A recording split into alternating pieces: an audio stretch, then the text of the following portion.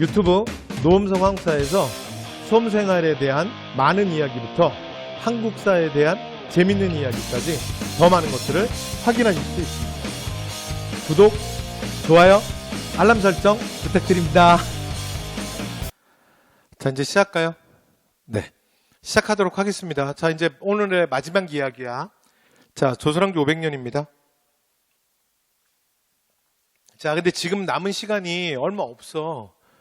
그래서 제가 이 얘기를 대충 한 45분 안에 끝내야 돼. 45분에 끝내야 되는데 45분에 뭐 끝내볼게요. 근데 만약에 하다가 좀 남잖아? 그러면 그냥 다음 시간에 이어갈게요. 됐죠? 어차피 오늘이 우리 수업 마지막은 아니니까. 됐죠? 다음 시간에 이제 총 마무리니까. 자, 그러면 시작해 보도록 하겠습니다. 자, 시작할게요. 첫 번째, 그러니까 우리가 조선왕조 500년 그 말 많이 하잖아. 그래서 그렇게 딱 5덩어리야. 됐죠? 조선왕조 500년 이런 말은 너무 많이 들어보셨죠? 그래서 15세기, 16세기, 17세기, 18세기, 19세기. 됐죠? 그래서 100년이야. 그래서 15세기, 16세기, 17세기, 18세기, 19세기. 그리고 개관에서 가장 기본은 각 시기별로 국왕들의 위치를 정확하게 세워놓는 거야. 이게 가장 중요한 시간의 기준이라고 그랬죠? 그래서 가장 중요한 시간의 기준을 세우는 거야. 되지? 오케이. 자, 15세기는 가장 중요한 게 훈구들. 그러니까 조선의 건국 세력들인데, 자, 이 15세기에 가장 중요한 건 조선은 통치 시스템을 만듭니다. 그래서 통치체제의 정비. 되죠? 그래서 그 통치체제의 정비와 관련된 똘똘한 5명의 국왕이야. 국왕 딱 5명만 할 거야. 됐죠? 외우기 좋지? 15니까 5. 됐죠? 그래서 일단 입에다 먼저 붙여볼게요. 태태, 세세, 성이야. 태태, 세세, 성. 되죠? 오케이. 자, 그 다음. 근데 조선 같은 경우는 실제로 제가 현장에서 수업을 해보면 여러분들 중에 그냥 뭐 상식 차원으로 아니다 이렇게 말하면 또 안 외우면 상식이 없다는 얘기가 되네. 그러니까 그냥 뭐 취미로 취미 단어가 적절치 않은데. 자, 어쨌든 간에 태종, 태세, 문단세, 예성윤중, 임명선, 광인효연 이거를 외우시는 분도 있어요. 그렇죠? 근데 제가 수업 시간에 말했지만 한국사는 기본적으로 내가 좀 외우는 게 있으면 나쁘진 않는데 근데 제가 말하고 싶은 건 꼭 외울 필요는 없어요. 그렇죠? 그보다 더 중요한 건 그러니까 이게 몇 번째 국왕이냐가 보다 더 중요한 건 사실은 이 사람이 몇 세기 왕이냐가 더 중요해요. 되죠? 네. 그래서 한번 위치를 좀 잡아볼게요. 자, 위치를 잡아보면 태조, 태종, 세종, 세조, 성종이야. 되지? 그리고 앞에서 우리가 바로 이런 얘기 바로 전 타임에서 했었죠. 고려 태조 왕건은 업적이 굉장히 많아. 그리고 굉장히 정치적 인물이야. 그런데 조선 태조 이성계는 기본적으로 정치인의 소양이 부족해. 됐죠? 그리고 미래에 대한 갈망도 별로 없어. 정치적 야욕 별로 없어. 그래서 그냥 진짜 쿨한 장수야. 근데 그가 어떻게 새 시대 주인공이 됐느냐? 전쟁 영웅이야. 그래서 나중에 뒤에 가면 말씀드리겠지만 여러분 우리는 전쟁을 겪지 않은 세대잖아. 그지? 그래서 우리는 몰라. 우리란 말이 거슬려? 우리 맞아. 나 빼면 안 돼. 왜냐면 내가 전쟁을 겪었겠어? 그럼 나 6.25 때 있었단 얘기야? 그래서 당연히 우리 맞아요. 되죠? 저도 전쟁을 몰라. 근데 전쟁 영웅은 사람이 아니에요. 전쟁 영웅은 신이야. 신. 됐죠? 전쟁을 겪지 않은 사람은 몰라. 여러분 임진왜란 때 백성들이 다 이순신만 따라다녔던 거 아세요? 임진왜란 때 이순신은 신이었다니까. 순신이어서가 아니라 가시였다고요. 우리가 신께 뭘 기도해? 나의 생명과 나의 가족을 지켜달라. 그리고 나의 재산을 지켜달라. 이걸 신께 기도하는 거잖아. 전쟁 영웅이 그걸 해준 사람이야. 그래서 전쟁 영웅은 그 시대에는 신입니다. 1920년 10월 청산리 전투에서 일본군 3천여 명을 죽였던 백야 김좌지는 당시에 조선 민중들 사이에서 살아있는 신이었어요. 20세기가 돼도 바뀌지 않습니다. 1950년 9월 15일 인천 상륙 작전을 성공시켜서 한국 전쟁을 한 방에 뒤집었던 당시 유엔군 총사령관 더글러스 메가더는 최소한 이 땅에선 신이었어요. 신. 인천에 메가더 동상 있지? 그거 메가더 살아있을 때 만든 거야. 누가 살아있는 사람의 동상을 만드니? 최소한 이 땅에선 신이었다고요. 이게 전쟁 영웅이야. 그러니까 이성계가 바로 그런 인물이거든요. 고려 말의 외국 역태에서 엄청난 공을 세웠고, 특히 나중에 뒤가만 말씀드리겠지만 운봉의 황산대첩에서 그 아지발도를 잡는 건 드라마 그 자체야, 정말. 그리고 그 아지발도, 아지바투라는 놈이 너무 당시에 악명이 높았어요. 얘가 나이도 젊어. 아주 새파란 새끼야. 나이가 20대 초반이야. 그리고 기록에 보면 외모도 굉장히 준수했대요. 그러니까 얼굴도 잘생긴 거야. 그런데 왜 가장 악명이 높았냐면 얘가 너무 잔인해. 그래서 아지발도의 공격을 받으면 그 마을이 쑥대밭이 돼요. 그리고 얘가 취미가 뭐냐면 배 갈라서 내장을 꺼내는 게 취미거든. 그러니까 사람만 잡으면 그렇게 배를 갈라. 그래서 내장을 꺼내고 그 다음에 아지발도가 뭘 많이 했냐면 그 시신을 나무에다 매달아 놓고 가. 그러니까 어떤 마을에 공격을 당해서 만약에 거기 사람들을 막 다 잔뜩 죽여놓으면 죽은 사람들이 나무에 매달려 있는 거야. 근데 문제는 배 안이 깨끗해. 그러니까 그런 걸 보면 웬만한 사람들은 아지발도란 당시에 이때가 이제 우왕 때거든요. 이성계가 활약했던 시기가. 그러니까 아지발도란 이름만 들어도 오금이 저리는 거야. 그냥 그 이름 자체가 공포인 거죠. 사람이 아닌 거야. 악마인 거지. 그러니까 저와 맞서서는 안 되고 그냥 그 공포의 대명사가 된 거야. 근데 그 아지발도를 운봉의 황산에서 이성계가 한 방에 보내거든. 이걸로 일약 스타가 된 거예요. 그러니까 결국 이성계가 왕이 될 수 있었던 건 그 주변에 킹메이커들이 붙어서 그래. 그래서 이성계에게 끊임없이 미래에 대한 비전을 심었던 게 무학대사예요. 그리고 조선이라는 왕조의 구체적 설계자가 삼봉정도전이야. 그래서 누가 뭐래도 조선은 이성계의 작품이 아니라 삼봉정도전의 작품이에요. 그래서 실제로 우리가 이제 조선의 국왕 업적 정리할 때 나중에 여러분이 태조 때는 이성계는 시험에 나올 게 없어요. 이성계는 시험에 나오는 게 진짜 도첩제 딱 하나야. 시험에 뭐가 나오냐면 정도전이 나옵니다. 나중에 기출문제를 보시면 제 말이 무슨 말인지 알게 될 거야. 자, 그런데 정도전은 조선 3대 국왕이 되는 이성계의 5번째 아들이죠. 태종 이방원과는 절대 함께 갈 수 없습니다. 이 둘은 절대 함께 갈 수 없어. 삼봉은 어떤 생각이 되게 명확한 사람이었냐면 우리가 고려 왕조 500년 동안 경험했잖아. 물론 이제 고려는 500년이 좀 안 돼요. 이전에도 그랬고 이 군주 시스템에서는 국왕이 너무 중요해. 그런데 국왕은 어떤 테스트를 받은 것도 아니고 누군가에 의해서 선택되어진 것도 아니잖아.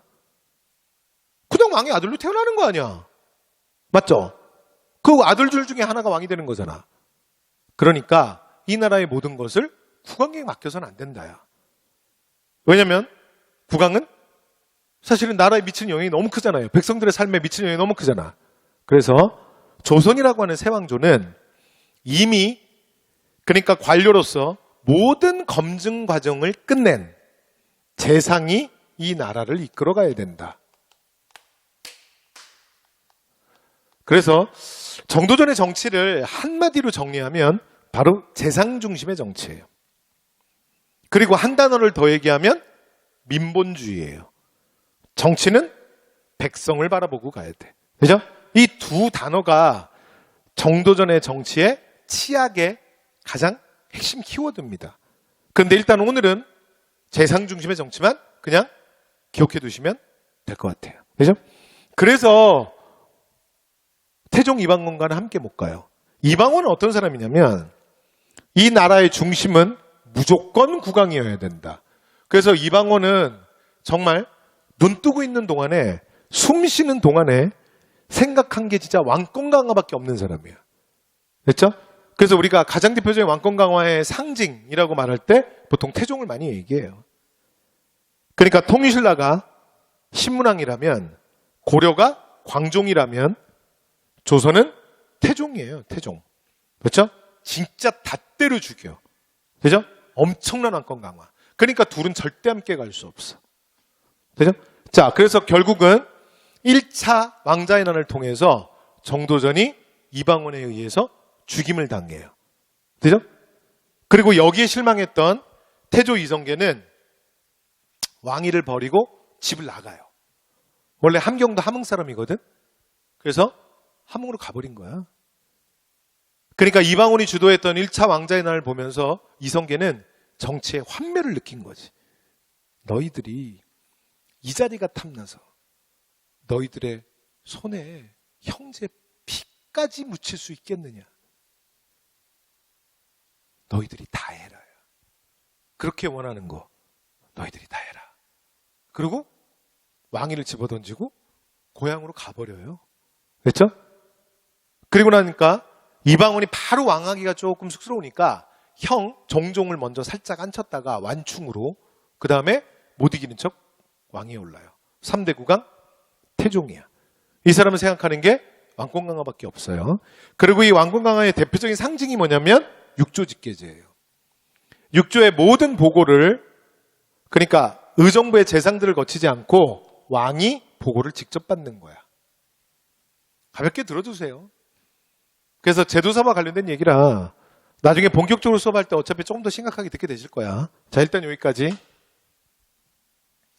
자, 그리고 그의 아들 세종입니다. 자, 세종은 완전 달라. 태종이 엄청난 왕권 강화라면 이번에는 거기에 대한 반동이에요. 그래서 그의 아들 세종은 의정부 서사제야. 그러니까 여기에 의정이라는 게 뭐냐면 그냥 편하게 들으세요. 이게 중국에 없는 제도입니다. 그러니까 중국의 소위 말하는 중국 역사에 나오는 승상부지, 승상부. 승상. 재상이죠, 재상. 그런데 이게 조선에는 요거랑 유사한데 좀 다릅니다. 그래서 이 승상의 역할을 누가 하냐면 의정이 합니다. 그런데 이 의정들을 하나의 부서에 모아놨어요. 그래서 중국식으로 말하면 재상부에 해당합니다. 그런데 가장 큰 차이는 뭐냐면 중국 같은 경우에는 재상을 원톱으로 세우거든. 고려도 똑같습니다. 원래 고려제도가 나중에 뒤에 가면 얘기하겠지만 고려제도가 당나라 제도거든. 됐죠? 그래서 재상이 원톱이야. 그래서 그게 중서문화성의 문안시중이에요. 고려 같은 경우는. 그래서 단어 거슬리더라도 그냥 그러려니 하세요. 나중에 다시 듣게 되실 거야. 그런데 조선은 어떻게 하냐면 이 의정을 셋으로 쪼개는 거예요. 세 조각으로 쪼갭니다. 중국에는 없는 제도야. 그래서 재상이 하나가 아니라 재상이 3예요. 그래서 영의정이 있고 좌의정이 있고 우의정이 있습니다. 이렇게 3톱으로 가는 거예요. 근데 사실은 몰라도 돼요. 실제로는 이걸 견제할 수 있는 실제 4명이 더 있어요. 실제로는. 그래서 좌찬성, 우찬성, 좌참찬, 우참찬. 그래서 거의 7명의 재상급에 해당하는 1품에서 2품의 최고 고위 관료들 7명을 한 부서에 모아놔. 그렇죠? 그래서 국가의 중대사를 결정하게 하는 거예요. 그래서 조선은 나중에 뭐 우리가 제도사 배울 때 육조 조직할 때도 중앙정부 부처 얘기할 때도 하겠지만 중앙정보부처의 장관도 3명씩 임명합니다. 그래서 예를 들어 2조의 장관을 2조 판서라고 하는데 2조 판서만 있는 게 아니라 2조 판서, 2조 참판, 2조 참의 이렇게 3명이 있어요. 그죠? 이렇게 3톱으로 자꾸 쪼개놓고 서로 견제를 시키는 거야. 그냥 편하게 들으세요. 그래서 의정이라고 하는 건 뭐라고요? 재상이란 얘기야. 그래서 세종의 정치는 한마디로 말하면 유교 정치의 실현이죠. 유교 정치의 실현. 이런 얘기 어디서 들었는데? 조금 전에 고려할 때 했지. 그러니까 고려랑 여러분 역사는 반복되잖아. 고려랑 패턴이 똑같아. 됐죠? 봐봐. 태조 왕건. 그리고 뭐였어? 광종, 왕권 강화. 성종, 유교 정치 실현이잖아. 그죠? 근데 조선은 태종, 세종인 거야. 그죠? 왕권 강화, 유교 정치의 실현. 그런데 세종의 유교 정치 실현의 가장 핵심은 뭐냐면 의정들에게 권한을 많이 주는 거야. 근데 여기서 의정은 뭐라 그랬어? 재상이라 그랬죠? 재상. 그래서 재상권을 많이 주는 거예요. 그래서 우리가 조선의 재상들을 기억할 때 여러분들이 가장 많이 떠올리는 재상들이 다 세종시기의 재상들이야. 황이라든가 맹사성이라든가 그 다음에 뭐 유관이라든가 허조라든가 이런 명재상들이 세종시기에 나왔던 거예요. 그죠? 그리고 나서 써놓고 보니까 여러분 참 역사의 아이러니지. 사실 이건 정도전이 꿈꿨던 세왕조야. 그런데 정도전이 꿈꿨던 재상 중심의 정치는 정도전을 죽인 이방원의 아들이 실현해줘요. 되죠? 그래서 조선왕조 100년 가장 이상적인 시대로 이후에도 묘사가 됩니다. 되죠? 조선 최고의 성군. 그렇죠? 조선의 요순시대. 되죠? 이렇게 이후에도 묘사가 될 거예요. 자, 그래서 세종의 유교정치 실현이야. 자, 근데 그 다음은 세조인데, 세조는 태종의 대씨예요. 됐죠? 똑같이 왕권 강화. 그리고 육조직계제. 똑같아. 자, 그리고 성종은 세종의 대씨예요. 되죠? 그래서 똑같이 뭐라고? 이번에는 유교 정치의 실현이야. 유교 정치. 그러니까 고려랑 뭐가 다르냐면 똑같잖아. 태조 똑같고, 그지? 태조. 그죠? 근데 고려 같은 경우는 이거잖아. 왕권 강화 강종, 유교 정치의 실현, 성종 아니야. 맞죠? 조선도 똑같아. 태조지. 그 다음에 왕권 강화 세종, 유교 정치의 실현, 왕권 강화 태종, 유교 정치의 실현, 세종이야. 그 다음에 세조는 태종의 대씨, 성종은 세종의 대씨. 됐죠? 그러니까 왕권 강화 유교 정치, 왕권 강화 유교 정치 똑같네. 그죠? 오케이.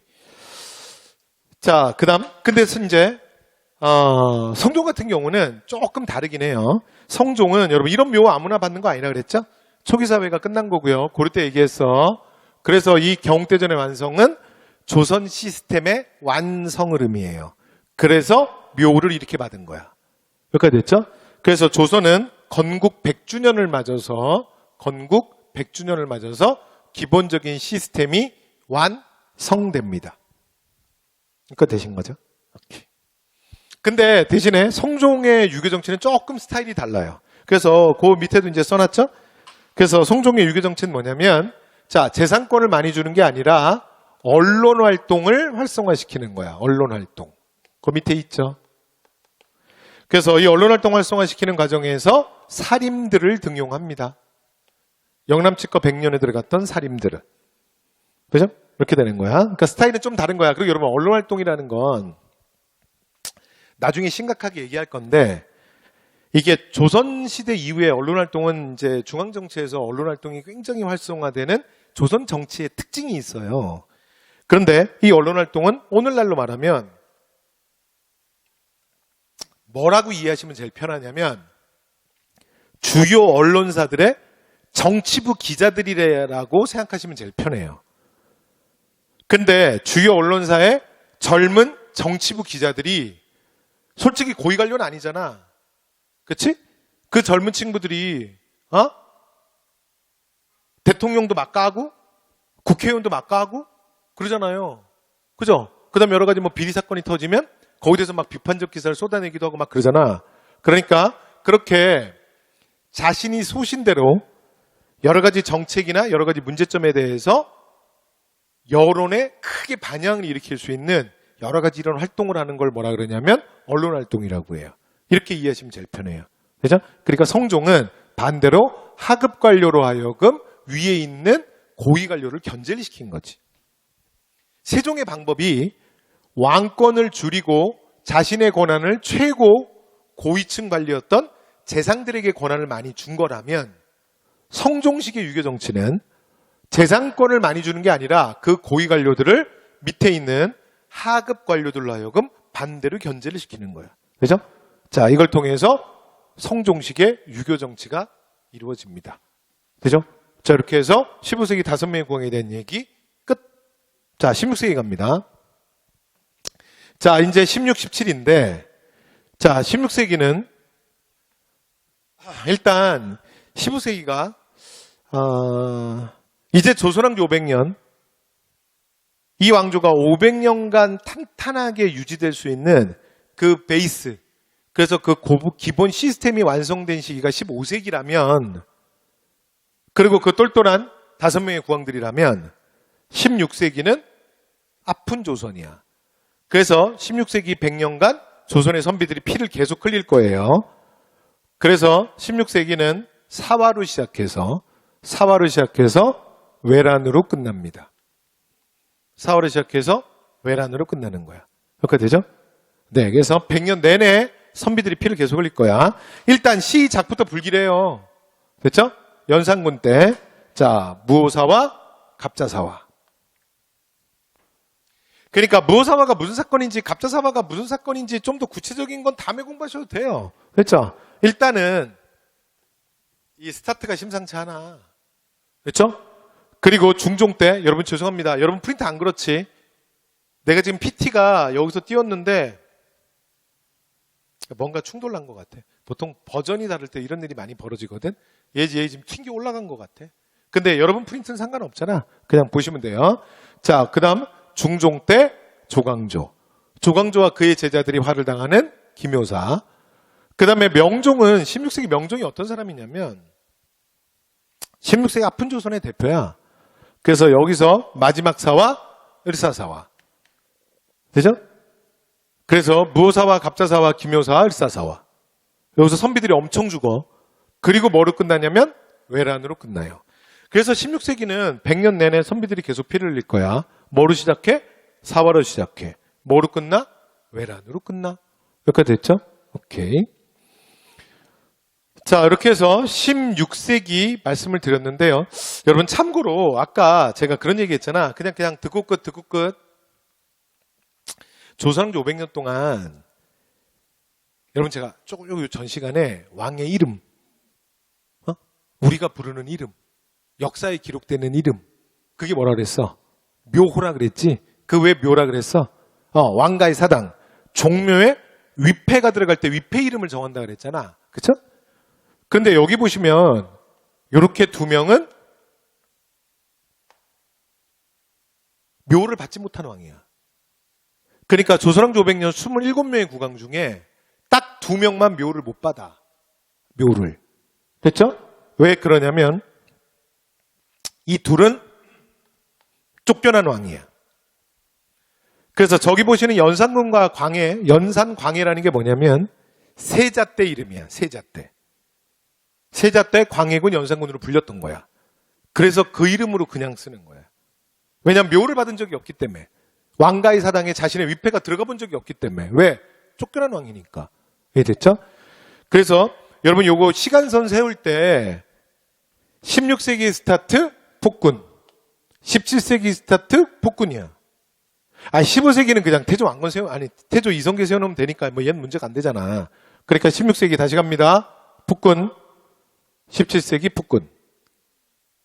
18세기 숙종은 물론 폭군은 아니에요. 근데 이거 내 뒤에 가서 말씀드릴 건데 숙종 진짜 장난 아니야. 이 사람은 말로만 탕평이고 실제로는 편당적 조처를 해. 편당. 그러니까 특정 붕당의 정책이 치우치는 거야.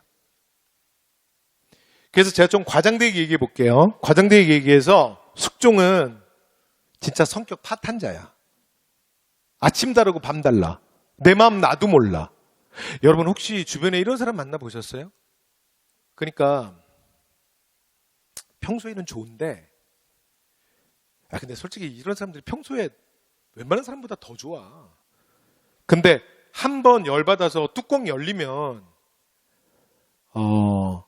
옆에서 보고 있으면 통제 안 되는 것처럼 보이는 사람 있잖아. 그런 사람 만나봤어요?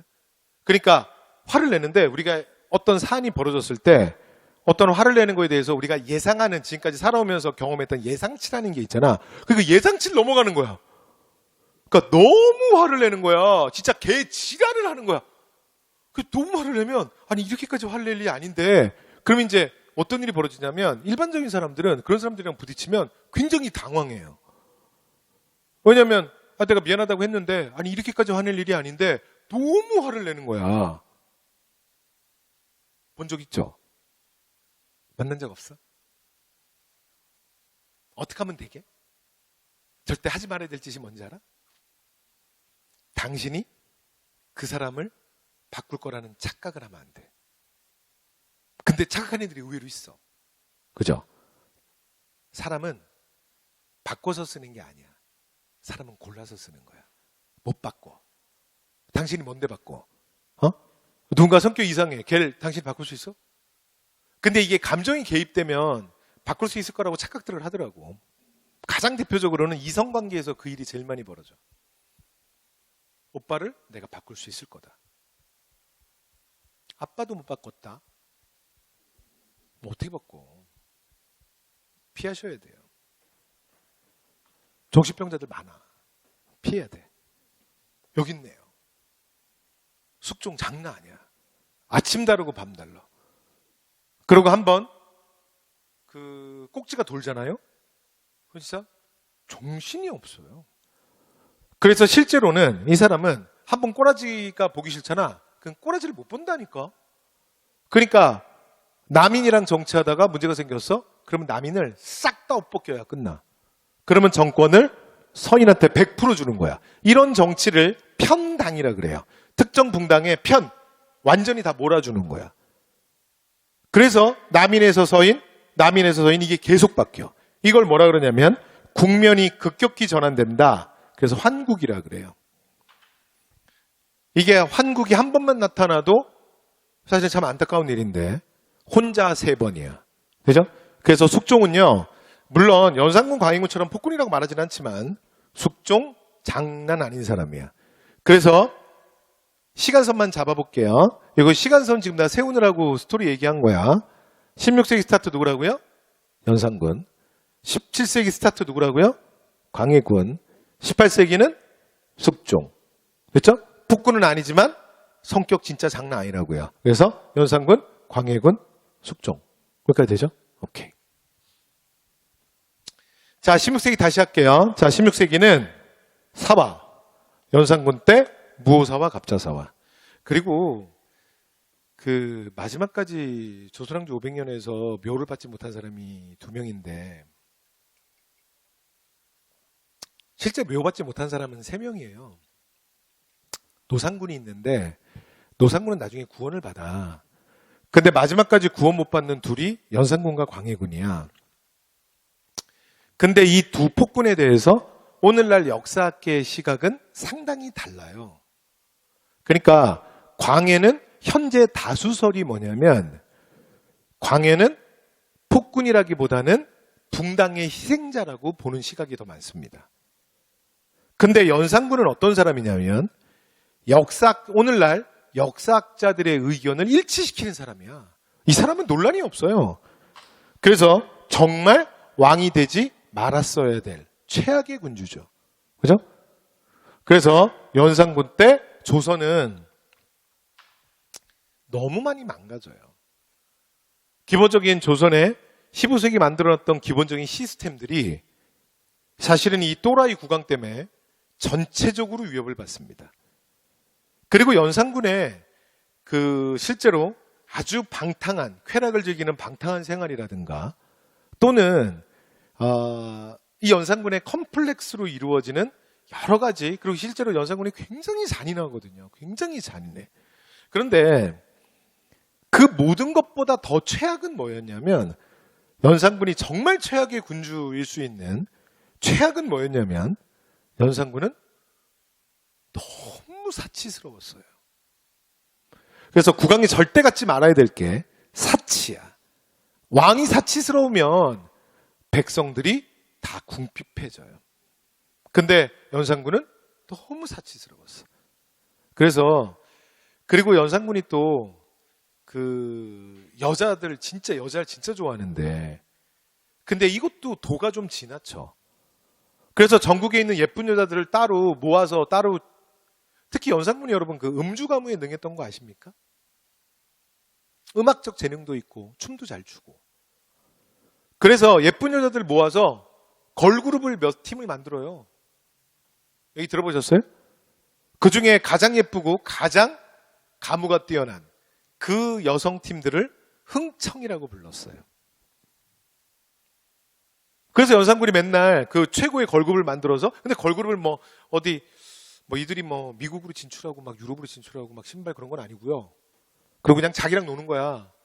그래서 이 흥청과 연산군이 놀아나는 모습을 보면서 나온 말이 흥청망청이라고 하는 단어예요.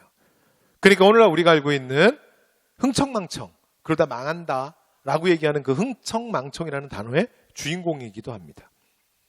그래서 조선은 연산군을 몰아내고 나서도 100년간 계속 그 후유증에 시달리게 돼요. 그죠? 자, 연산군을 몰아내고 왕이 오르는 조선 최초의 반정이 일어나는데 이게 중종반정이야. 그래서 연산군을 몰아내고 중종이 왕위에 올라요. 됐죠? 그래서 중종은 여러 가지 사회적 모순을 해결하기 위해서 아주 젊은 관리를 한 명 발탁을 하는데 이 사람이 조광조입니다. 여러분 조광조 되게 중요합니다. 그래서 이게 이제 누구랑 좀 비슷하냐면 태조랑 좀 비슷합니다. 자, 태조가 나오는 게 아니라 정도전이 나온다 그랬지? 중종도 똑같아. 자, 외우기 좋아요. JJ, JJ. 중종, 조광조. JJ, JJ. 중종, 조광조, 중종. 앞으로 해도 조광조, 뒤로 해도 조광조. 재미없네요. 자, 어쨌든 간에 조광조. 되죠? 네, 그래서 조광조의 개혁정치. 그러나 이 보수파들의 반발로 결국은 조광조와 그의 제자들이 대거 죽임을 당해요. 자, 이 사건을 뭐라 그러냐면 기묘사라고 합니다. 그렇죠? 사화의 이름 정확하게 외우는 거 나중에 하셔도 됩니다. 그냥 스토리라인만 보세요. 자, 그래서 이제 조광조의 개혁은 실패로 돌아가고 결국 중종이 죽고 그의 첫 번째 아들 인종이 왕위에 오르지만 인종은 7개월 만에 의문의 죽음을 당해요. 그리고 왕위에 오르는 게 그의 배다른 동생 명종입니다. 근데 명종이 당시에 나이가 너무 어렸거든. 그래서 그의 생모였던 문정왕후 윤씨가 모든 권력을 장악하게 돼요. 그래서 문정왕후 윤씨가 대리청정, 그러니까 섭정을 하게 되지. 되죠? 이 문정왕후 윤씨 되게 유명한 여자예요. 조선왕조 500년 최고의 악녀라고 불리우는 조선팔도 온 백성이 저 여자 죽기만 기다렸대요. 그죠? 그 유명한. 그리고 실제로 배다른 아들이었던, 그러니까 뭐 자기가 낳은 아들은 아니지. 왜냐하면 이전에 원래 본처가 있거든요. 본처 소생으로 왕위에 오른 게 인종이야. 그래서 인종의 죽음과도 아주 밀접하게 관련이 있는. 오늘날도 사실은 여러분 조선의 국왕 중에 독살된 왕들이 되게 많거든요. 그 중에 한 명이 인종인데 인종도 문정왕후 쪽에서 죽이지 않았겠느냐가 상당히 많이 그렇게 봐요. 그래서 여러 가지 기록들이 있는데 그 마지막에 죽을 때 보면 문정왕후가 준 떡을 먹고 죽거든요. 그런데 그 야사의 기록에 의하면 인종이 그 떡의 의미를 알았대요. 알고 어머니를 위해서 먹어줬다 그래. 그러니까 자기한테는 계모지 계모. 자기를 낳았던 엄마는 아니야. 그래서 인종이 죽으면서 그 배다른 동생 명종이 왕위에 오르게 돼요. 그리고 나면 이 문정왕후 윤씨, 그래서 파평윤씨들의 엄청난 모순이 나타나. 이걸 뭐라 그러냐면 마지막 사화, 을사사화라고 합니다. 됐죠? 그래서 대윤 대 소윤, 파평윤 씨들끼리 붙어요. 되죠? 그래서 윤임과 윤원영. 이름 같은 거 외우시지 않으셔도 돼요. 그러니까 명종시기는 얼마나 조선이 힘들고 망가졌냐 그 느낌만 받으시면 돼요. 여기까지 됐죠? 자, 그 다음에 이런 이제 명종시기의 사회적 모순이 증폭되면서 못 살겠다. 그리고 농민반란이 일어나는데 이게 조선 전기의 대표 임꺽정의 난입니다. 그래서 임꺽정의 난은 그러니까 이 밀란은 19세기 밀란이 아니야. 조선 전기 명종 시기의 밀란이에요. 그죠? 오케이. 네, 참고로 말씀드렸고요. 자, 그리고 이제 명종이 후손 없이 죽고요. 조선 최초의 사실은 서얼 출신의 왕이 서얼이 왕위에 오르게 돼요. 그러니까 정확하게 말하면 서얼도 아니야. 서얼의 아들이야. 이 사람이 바로 선조입니다. 자, 그래서 선조 시기에 살림이 집권하게 되고요. 그 다음에 외란이 터져. 임진왜란. 뭐 뒤에 가면 또 말씀드리겠지만 인조 때는 호란, 선조 때는 외란. 이 엄청난 전쟁이잖아. 근데 일단 역사적으로는 이렇게 봅니다. 어떤 국왕 때 그러니까 국지전 빼고 온 나라가 전쟁에 휩싸일 정도의 큰 전쟁이 일어나지 무조건 국왕 잘못이야. 역사학에서는 그렇게 봐요. 물론 그 몽골이라든가 이렇게 뭐 아주 특별히 뭐 엄청난 뭐 대규모 정복 전쟁 과정에서 뭐 쳐들어오거나 이런 조금의 아주 특별한 예외가 있긴 한데 대부분의 경우는요. 실제 역사에서 전쟁을 막을 수 있는 기회가 너무 실제로 많습니다. 근데 실제로 전쟁이 일어나는 건 그 외교적 기회를 다 놓친 거야. 그러니까 대부분의 전쟁은 전쟁 전에 그걸 해결할 수 있는 외교적 해결 방법들이 반드시 존재해요. 근데 그게 다 안 된 거야. 그래서 마지막 극단적 상황으로 가는 거야. 그죠? 그래서 기본적으로 외란과 호란처럼 큰 전쟁을 일으킨 국왕은 기본적으로 역사적으로 좋은 평가를 받을 수가 없어요. 그죠? 네, 그래서 선조 때 외란, 인조 때 호란입니다. 그래서 근데 이 외란이 조선 건국 딱 200주년이야. 1592년. 그래서 건국 200주년을 맞아서 나라가 망할 뻔해. 자, 이게 외란입니다. 그죠? 오케이. 그리고 또 하나, 이 외란을 기준으로 우리가 조선을 나눕니다. 그래서 요건 앞에서 제가 이미 말씀을 드렸죠. 그래서 이 앞에를 뭐라 그런다고요? 조선 전기라고 하고요. 그 다음에 외란 이후에 17, 18, 19를 뭐라고 한다? 조선 후기라고 합니다. 그리고 교과서 제목은 전기를 근세, 그 다음에 후기를 아직 근대사회는 아닌데 근대사회로의 자생적 태동이 있다. 그래서 근대 태동기라고 부릅니다. 그죠? 이렇게 크게 실제로는 두 단원이 나눠져 있는데 저는 수업을 하면서 그냥 전후기를 한꺼번에 지금 정리하는 거예요. 그죠? 네. 자, 그 다음. 자, 이제 17세기로 가는데 17세기는요. 오늘 이거 나 끝까지 못할 것 같은데? 근데 못해도 괜찮아. 그래서 어쨌든 근세는 다 했잖아. 그죠? 그래서 다음 시간에 그 18세기부터 해서 나머지 정리할게요. 그죠? 네, 그래서 우리가 이제 슬슬 끝낼 때가 다 돼가거든. 자, 해볼게요. 17세기만 정리하고 오늘 수업은 여기까지 하겠습니다. 17세기 갑니다. 17세기는 사림의 정치가 이루어지는데 이 사림의 정치의 키워드는 붕당입니다. 붕당은 이게 처음에 붕당치가 좀 어렵거든요. 근데 일단 뭐라고 이해하시면 편하냐면 오늘날의 정당 정치라고 이해하시면 편해요.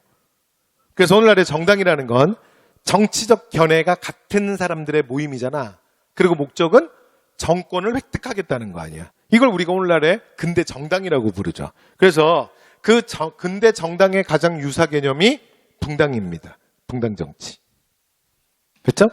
일단 요 정도만 얘기하시죠. 붕당에 대한 얘기가 좀 더 있는데 요 정도만 하시죠. 근데 실제로 선조 때 사림이 이제 집권을 해요.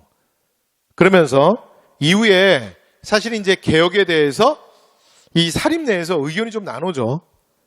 그래서 굉장히 강경한 그룹이 동인, 온건한 그룹이 서인이 됩니다. 그리고 이 붕당이 나눠질 땐 그냥 편하게 보세요. 항상 이런 식이야. 편하게 들어요. 외울 게 어디 있어? 하나가 강경파고 하나가 온건파입니다. 됐죠? 이렇게 나눠져요. 그래서 동인과 서인으로 나눠지고요. 자, 동인은 다시 자, 북인과 남인으로 나눠집니다. 됐죠? 자, 그러면 이렇게 붕당이 나눠지면 항상 내가 방금 뭐라 그랬어? 하나가 강경파, 하나가 온건파라 그랬죠? 자, 그래서 북인이 강경파, 남인이 온건파입니다. 그런데 이 상태에서 누가 집권 여당이 되냐면 남인이 집권 여당이 돼요. 근데 집권 여당 상황에서 외란이 터진 거야. 그런데 이 외란 때 의병장도 가장 많이 나오고 광해와 함께 분조를 이끌면서 임진왜란 때 가장 큰 활약을 한 게 북인이야. 그래서 외란이 끝나고 나면 여기 중간에 외란이 끝나고 나면 외란이 끝나고 나면 정권이 남인 정권에서 북인 정권으로 넘어가게 됩니다. 됐죠?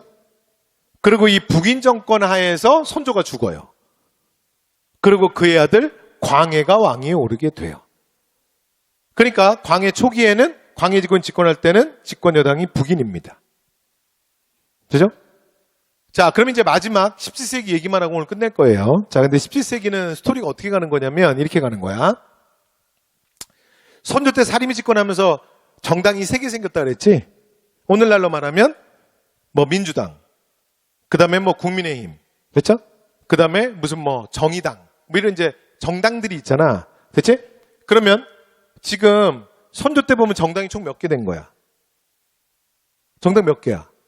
하나, 둘, 셋, 넷, 퇴장 이렇게 되는 거야.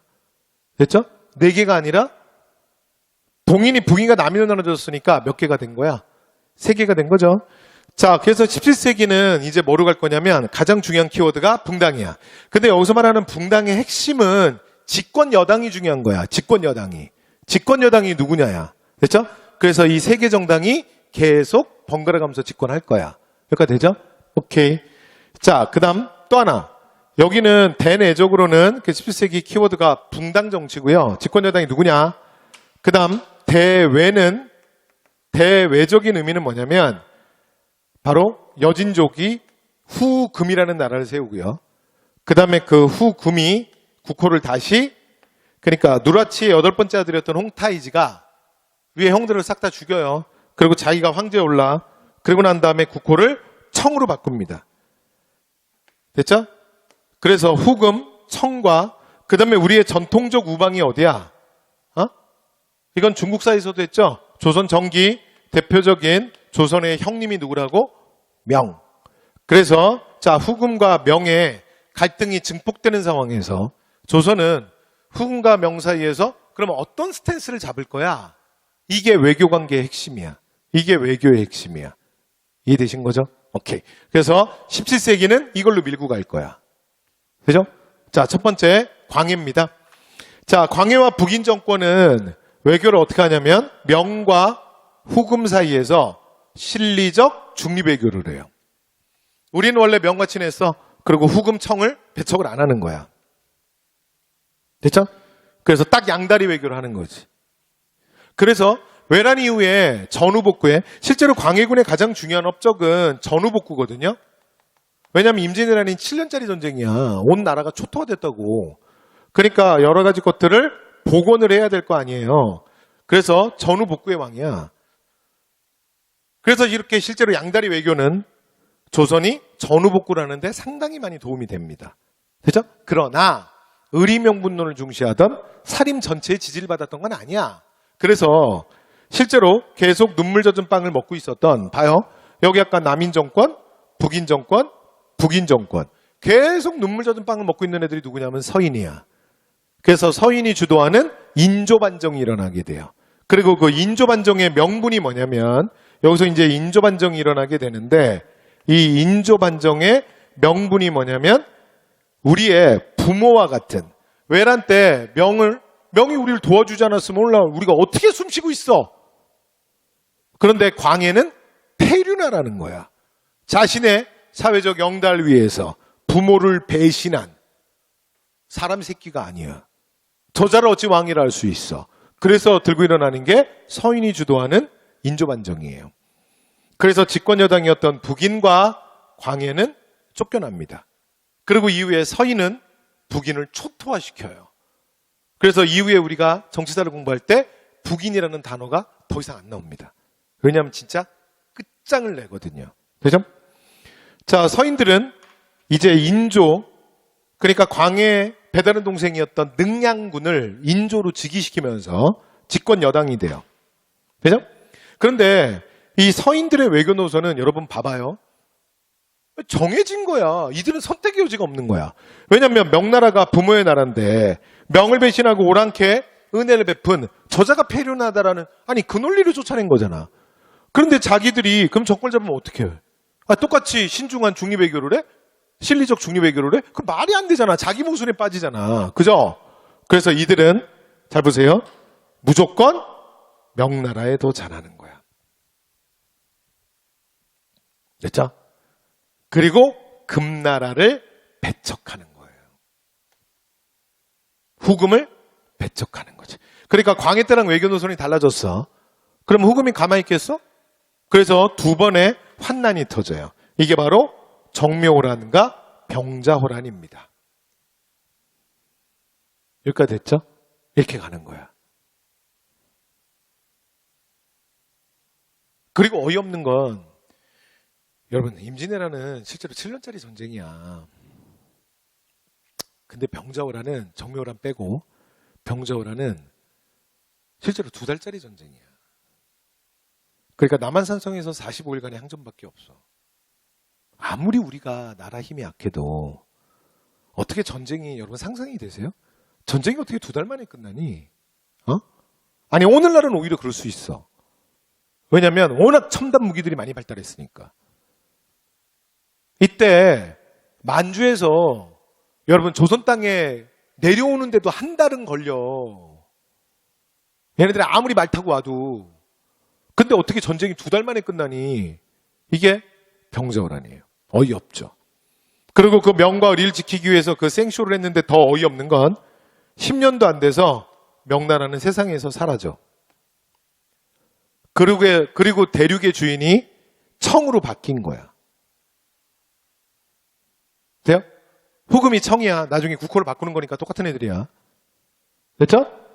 그러면 물론 결과론적인 얘기지만 광해나 북인의 외교가 맞았던 거 아니야. 맞죠? 서인의 외교는 틀렸잖아. 그리고 이 나라가 온 나라가 전쟁터가 되고 난리가 났잖아. 그럼 책임지고 물러나야 되죠? 아니야. 아니라고. 절대 인정하면 안 돼. 그러니까 처음에는 좀 가만히 있다가 정치의 기본이 뭐냐면 백성들은 머리가 안 돼. 까먹거든. 조금만 기다리면 돼. 지금은 정치권에 화가 난 것 같은데 조금만 기다리면 돼. 다 까먹어. 다 까먹어. 됐죠? 자, 그리고 나서 서인이 계속 집권해요. 그러니까 인조의 둘째 아들 복림대군을 효종에 즉위시키고 계속 집권하는데 집권의 논리가 뭐냐면 북벌론이야. 그러니까 여기서 북쪽을 정벌해야 된다는 거야. 여기서 말하는 북은 누구겠어? 당연히 청이지. 그러니까 호란 때 우리를 괴롭히고 우리에게 치욕을 안긴 청에게 복수해야 한대. 복수를 저에게 맡기세요. 그러면서 서인이 계속 집권하는 거예요. 되죠? 어이없죠? 여러분, 안보 이슈가 짱이야. 특히 전쟁을 경험한 민족은 다음에 기회가 있으면 또 말씀드리겠지만 여러분 전쟁엔 인간이 없는 거야. 인간이 없어. 인간은 전쟁을 할 수가 없어. 전쟁엔 인간이 없어. 그래서 우리가 상상하는 모든 일이 다 이루어질 수 있어요. 폭행, 살인, 강간, 방화, 이 많은 단어들을 다 모아서 우리는 뭐라고 부르냐면 전쟁이라고 불러요. 그래서 전쟁은 인간이 근원적인 그 윤리와 도덕 따위는 생각하지 않는 정말 동물의 단계로 내려가는 거예요. 됐죠? 극한의 상황으로 가는 거예요. 그래서 이런 걸 경험해본 민족은 이 전쟁은 굉장히 많은 사람들한테는 트라우마가 될 수밖에 없어요. 그래서 이렇게 전쟁을 경험한 민족을 가장 자극할 수 있는 주제가 뭐냐면 안보 이슈예요. 실제로 전쟁은 안 해. 계속 어떻게 하냐면 전쟁 날 것 같은 분위기를 계속 만들어주는 거야. 됐죠? 그러면서 기득권 세력들이 자신의 것들을 계속 챙겨요. 됐지? 이게 바로 서인의 북벌론입니다. 청나라를 정벌하자. 근데 실제로 이렇게 해서 만든 군대들은 단 한 번도 청나라를 공격한 적은 없습니다. 그냥 안보 이슈야. 이렇게 전쟁이 날 것 같은 분위기 만들어 놓고 자신의 경쟁이었던 남인의 정치적 진출을 막는 거야. 그리고 계속 집권하는 거예요. 그렇죠? 자, 이게 효종 때 서인의 북벌론이야. 스토리 이어지시죠?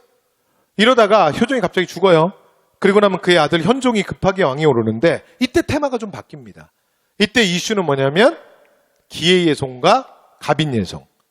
그러니까 당시에 효종의 그러니까 인조의 계비였던 자이대비, 조대비가 살아있었거든. 그런데 효종의 죽음에 대해서 자이대비, 조대비가 상복을 몇 년 입을 거냐. 그걸로 붙은 거예요. 그래서 1차로 붙었던 1차 예송이 기예송, 2차로 붙는 게 갑인예송. 이렇게 돼. 되죠? 되죠? 자, 그런데 그렇게 해서 기예송, 갑인예송. 되죠? 근데 1차 예송, 기예송에서 누가 이기냐면 서인이 또 승리해. 그래서 계속 집권 여당이야. 근데 2차 예송, 갑인예송에선 남인이 승리해요. 집권당이 남인으로 바뀝니다. 됐죠? 그런데 예송이 실제 시험에 되게 잘 나오는 이유는 일본 애들이 요 대목을 가지고 역사 왜곡 많이 하거든. 이제 소위 말하는 당파성 이론의 여러 가지 예 중에 하나야. 그러니까 니네 조선 새끼들은 안 된다야. 외란가오란 양난 이후에 백성들이 굶어 죽어가는데 대왕 대비가 상복을 1년 입으면 어떻고 6개월 입으면 어떠냐. 1년 입으면 어떻고 3년 입으면 어때. 야, 그 싸울 일이냐? 그러니까 기본적으로 니네 민족의 속성은 쌈박질하기 좋아해. 그러니까 니들은 발전이 없는 거야. 이게 일본의 대표적인 역사 왜곡이야. 근데 실제로 이 문제는 그 문제가 아니에요. 됐죠? 그래서 이 문제는 효종의 왕위 정통성 그리고 왕과 사대부의 관계를 어떻게 볼 거냐는 사실은 정치 철학이 이 안에 있는 거예요. 그래서 그 조금 더 내면의 얘기는 이 반에서는 넘어가도록 할게요. 다음번에 한번 말씀드리도록 하고 하여튼 그래서 예송이 잘 나온다는 것만 논도장 찍어두시면 될 것 같습니다. 됐죠? 자, 갑니다. 그래서 정리 한번 해보면 자, 17세기는 이제 이렇게 가는 거야. 어떤 붕당이 집권하냐? 그리고 두 번째, 대외관계, 후금, 청과의 외교관계 설정은 어떻게 하냐? 이걸로 밀고 갈 거야. 자, 시작해 볼게요. 자, 17세기 첫 번째 스타트 누구라고요? 광해. 16세기 스타트는 연산군. 17세기 스타트는 광해. 광해 때 집권여당 누구야? 북인. 여러분 17세기 집권여당은 헷갈리면 그냥 이렇게 하면 돼. 시작이 북인이고 끝날 때가 남인이고 가운데는 싹 다 서인이야. 됐죠? 그래서 다시 광해 때 북인. 그리고 외교 노선은 뭐라고요? 실리적 중립외교. 여기까지 됐죠? 두 번째. 자, 그 다음 인조 때는 광해와 북인을 몰아내고 서인 정권. 근데 서인 정권이 몰아냈던 명분이 사실은 중립외교 아니야. 그러니까 이들은 방법이 없어. 무조건 친명배금. 되죠? 그러면 후금이 가만히 있겠어? 그 다음 청이 가만히 있겠어? 그래서 근데 중국은 어차피 명은 어차피 우리를 못 지켜줘. 그래서 호란이 터지는 거예요. 온 나라가 난리가 난 거야. 그리고 얼마 있다가 정말 명나라도 망해. 됐죠? 그리고 나면 자, 둘째 아들 효종이 즉위하는데 서인이 전쟁에 대한 책임을 지고 물러나는 게 아니라 이게 포인트야. 물러나는 게 아니라 계속 집권해. 그래도 우리가 맞았다. 그래서 저 나쁜 청나라 놈들한테 복수해야 된다. 복수를 저에게 맡기세요. 그리고 계속 집권하는 거야. 이게 서인의 북벌론이에요. 그러나 실제로 그럼 청나라와 전쟁을 하느냐? 절대 안 해. 이건 기만적이야. 그냥 정치적 이슈일 뿐이야. 됐죠? 그 다음 현종 때 기예송, 갑인예송. 예전에는 1차 예송, 2차 예송 그냥 이렇게 했는데 요새는 문제가 시험에 나올 때 기예송, 갑인예송이라는 정식 명칭도 나오기 때문에 이 명칭까지 기억하셔야 돼요. 근데 지금은 아니고 일단 예송이 2번 일어난다. 1차 예송은 선이 승리해서 계속 집권, 2차 예송에서 집권 여당이 남인으로 바뀌어. 여기까지 됐죠? 그래서 11세기 기본적인 틀 다 했습니다. 여기까지 되죠? 오케이. 저 다 했고요. 자, 그 다음 이제 그러니까 19세기는 할 말이 없고 18만 하면 돼. 됐죠? 근데 이제 시간이 저희가 끝내야 될 시간이 됐어요. 자, 그래서 18세기부터는 다음 시간에 이어가도록 하겠습니다. 그래서 다음 시간에 18세기 얘기만 하면 되고요. 19세기는 할 게 없고요. 그리고 그 다음 대원군 그러면서 근현대사로 밀고 들어가도록 하겠습니다. 근현대사는 제가 전체적으로 10년 단위로 중요한 연표를 좀 정리해 드릴게요. 그래서 좀 큰 그림을 좀 보여드릴게요. 자, 오늘 여기까지 하겠습니다. 여러분 수고 많이 하셨습니다.